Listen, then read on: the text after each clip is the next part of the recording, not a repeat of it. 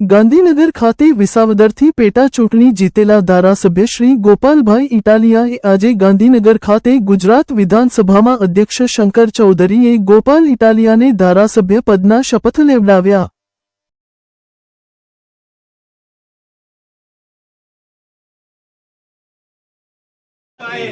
જિજ્ઞાસાથી અને ઉત્સુકતાથી જોઈ રહ્યા છે, જાણે કે ગુજરાતમાં બહુ મોટી ક્રાંતિ થઈ હોય, પરિવર્તન આવ્યું હોય, એટલા હરખ અને એટલી ઉર્જા સાથે ગુજરાતભરના લોકો આજના કાર્યક્રમને જોઈ રહ્યા છે। એટલા માટે આજનો દિવસ અત્યંત ઐતિહાસિક દિવસ છે। આ ઐતિહાસિક દિવસ નિમિત્તે હું સૌપ્રથમ ભારતના બંધારણના મહાન રચયિતા ડૉક્ટર બાબા સાહેબ આંબેડકરને યાદ કરું છું કે એક તરફ વિશાળ સત્તા મને અને વિસાવદરના ખેડૂતોને હરાવવા માટે કામે લાગી હતી, પરંતુ સંવિધાનની તાકાત, સંવિધાને આપેલા મત આપવાના અધિકારની તાકાતથી મારા જેવો સાધારણ પરિવારમાંથી આવતો ગામડાનો એક જુવાનીઓ, એક ખેડૂત પુત્ર આજે ચૂંટણી જીત્યો છે। એ તાકાત સંવિધાનની છે, બાબા સાહેબ આંબેડકરે આપેલા બંધારણ અને લોકતંત્રની તાકાત છે। હું વિસાવદર, ભેસાણ અને જૂનાગઢ ગ્રામ્ય મત વિસ્તારના ધારાસભ્ય તરીકે આજે શપથ લીધા છે, ત્યારે ગુજરાતના પનોતા પુત્ર, ધરતીપુત્ર, ખેડૂત પુત્ર, ખેડૂતોના મસીહા સ્વર્ગસ્થ કેશુબાપા પટેલને આજે હું યાદ કરું છું।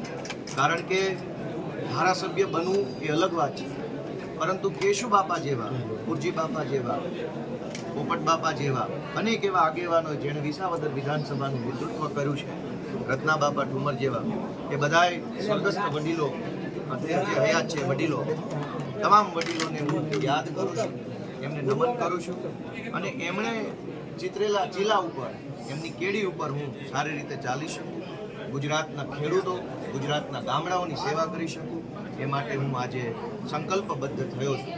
દોસ્તો, આજે આ શપથવિધિ જે છે એ માત્ર એક ધારાસભ્ય તરીકેના શપથ નથી। આ શપથ લીધા છે ગુજરાતને ભ્રષ્ટાચારમાંથી મુક્ત કરાવવાના, ગુજરાતની અંદરથી તાનાશાહી હટાવવાના શપથ લીધા છે। ગુજરાતની આમ જનતા જેનું શોષણ થઈ રહ્યું છે, ક્યારેક પુલ તૂટે, ક્યારેક પેપર ફૂટે, ક્યારેક ડ્રગ્સ વેચનારા, દારૂ વેચનારા પોલીસ ઉપર કાર ચડાવી દે, ક્યારેક કોઈ નિર્દોષ દીકરીએ અસામાજિક તત્વોના ત્રાસથી આત્મહત્યા કરવી પડે, ક્યારેક વ્યાજ માફિયા કે ગુંડાઓના ત્રાસથી લોકોએ જીવન ટૂંકાવવું પડે। આ તમામ પરિસ્થિતિઓમાંથી ગુજરાતની જનતાને મુક્ત કરાવી અને જનતાનું શાસન આવે, સ્વરાજ આવે, ખેડૂતોનું રાજ ગુજરાતની અંદર આવે, એના શપથ મેં અને અમારી ટીમે સાથે મળીને લીધા છે। સાથીઓ, આ તબક્કે હું વિસાવદર ભેસાણની મહાન જનતાનો ખૂબ ખૂબ અને વારંવાર આભાર વ્યક્ત કરું છું કે એમણે એક મારી જેવા સાધારણ પરિવારના જુવાનિયાને કેવડી મોટી જવાબદારી સોંપી છે। આજ આખું ગુજરાત એક નવી દિશાની અંદર આગળ વધવા માટે તૈયાર થઈ રહ્યું છે, ત્યારે મારી બે વિનંતીઓ છે। ગુજરાતની જનતાને મારી એક વિનંતી છે કે પોતાનો આત્મા જગાડો। ક્યાં સુધી સહન કરીશું? ક્યાં સુધી આ બધું ચલાવી લઈશું?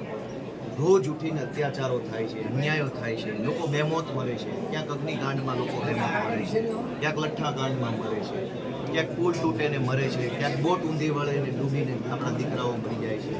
આ બધો જ અન્યાય અને અત્યાચાર આપણે શા માટે સહન કરીએ છીએ અને ક્યાં સુધી સહન કરીશું? ગુજરાતના ગામડામાંથી આવેલો એક નાનો એવો દીકરો ગોપાલ ઇટાલિયા ગુજરાતની જનતાને બે હાથ જોડીને વિનંતી કરે છે કે તમારો આત્મા જગાડો। આટલી હદે સહન કરવાની જરૂર નથી, આટલું લાચાર રહેવાની જરૂર નથી। આપણે ગાંધી અને સરદાર જેવા ક્રાંતિકારી પુરુષોની ધરતીના માણસો છીએ। લાચારી કે વિવશતા આપણને પોસાય નહીં। ગુજરાતના યુવાનોને વિનંતી કરું છું કે તમારો આત્મા જગાડો, તમારા મનને ઢંઢોળો, લડાઈ માટે તૈયાર થઈ જાઓ, સંઘર્ષના રસ્તા ઉપર આવો અને ક્યાં સુધી સત્યાગ્રહ છાવણીમાં બેસીને માત્ર આપણે આંદોલનો કરતા રહીશું અને સરકાર આપણી વાત નહીં સાંભળે? આવો, એક મોટું આંદોલન કરીએ, સંઘર્ષના રસ્તા પર જોડાઈએ અને આપણે સૌ ભેગા મળીને ગુજરાતની અંદર બદલાવ લાવવાનો સંકલ્પ લઈએ, એવી હું ગુજરાતના યુવાનોને પ્રાર્થના કરી રહ્યો છું। આ તબક્કે વિધાનસભાના માનનીય અધ્યક્ષશ્રીનો પણ ખૂબ ખૂબ આભાર વ્યક્ત કરું છું। એમણે મને આવકારીને મને શપથ લેવડાવ્યા છે અને ધારાસભ્ય તરીકેની જવાબદારી સોંપી છે, એ બદલ માનનીય અધ્યક્ષશ્રી શંકરભાઈ ચૌધરી સાહેબનો પણ ખૂબ ખૂબ આભાર વ્યક્ત કરું છું। આ તબક્કે હું અમારા આમ આદમી પાર્ટીના નેતા અરવિંદ કેજરીવાલજી અને ગુજરાત પ્રદેશના અધ્યક્ષ માનનીય ઈશુદાનભાઈ ગઢવીના નેતૃત્વમાં કામ કરતા આમ આદમી પાર્ટીના એક ક્રાંતિકારી કાર્યકર્તાને હું નમન કરું છું।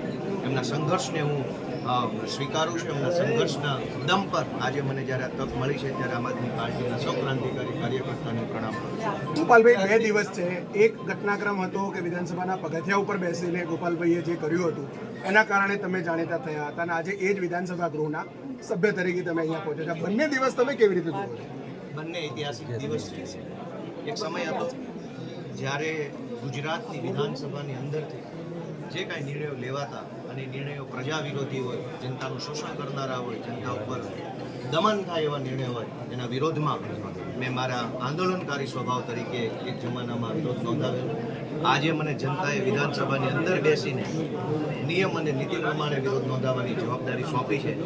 તો સડક ઉપરના વિરોધથી લઈ સદનની અંદર સુધીના વિરોધ સુધીની આ સફરની અંદર જનતાનો જે અભૂતપૂર્વ પ્રેમ મળ્યો છે, મારા કુટુંબ પરિવારનો પ્રેમ મળ્યો, મારા આમ આદમી પાર્ટીના કાર્યકર્તાની લાગણી મળી, એ બદલ હું મારી જાતને ભાગ્યશાળી માનું છું અને સૌનો આભાર વ્યક્ત કરું છું.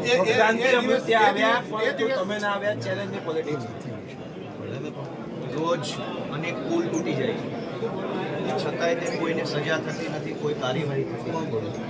રાજીનામું તો આપણી સરકારે આપવું જોઈએ. રોજ દારૂ વેચાય છે, અનેક લોકો લઠ્ઠાકાંડમાં મૃત્યુ પામે છે, છતાં કોઈ કાર્યવાહી તો થતી નથી. રાજીનામું આખી સરકારે આપી દેવું જોઈએ.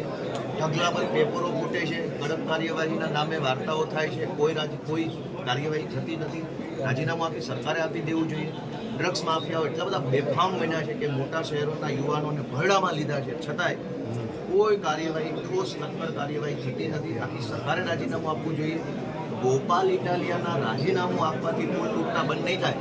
ગોપાલ ઇટાલિયાનું રાજીનામું આપવાથી ડ્રગ્સ વેચાતું બંધ નહીં થાય. ગોપાલ ઇટાલિયા રાજીનામું આપશે તો પેપર તૂટતા બંધ નહીં થાય. આખી સરકાર રાજીનામું આપશે ત્યારે જ ગુજરાતની જનતાને સોનાનો સૂરજ ઉગશે, ત્યારે જ પેપર તૂટતા બંધ થશે, બ્રિજ તૂટતા બંધ થશે, નિર્દોષ દીકરીઓને રંજાડતા ગુંડાઓ ત્યારે જ કાબૂમાં આવશે, જ્યારે આખી સરકાર રાજીનામું આપશે. તો હું તો વિનંતી કરું છું કે ગુજરાતને સુખી કરવું હોય, ગુજરાતની જનતાને ગુલામીમાંથી મુક્ત કરાવી હોય, આખી સરકાર રાજીનામું આપે. ગોપાલના રાજીનામાથી શું ફરક પડવાનો? ઓકે.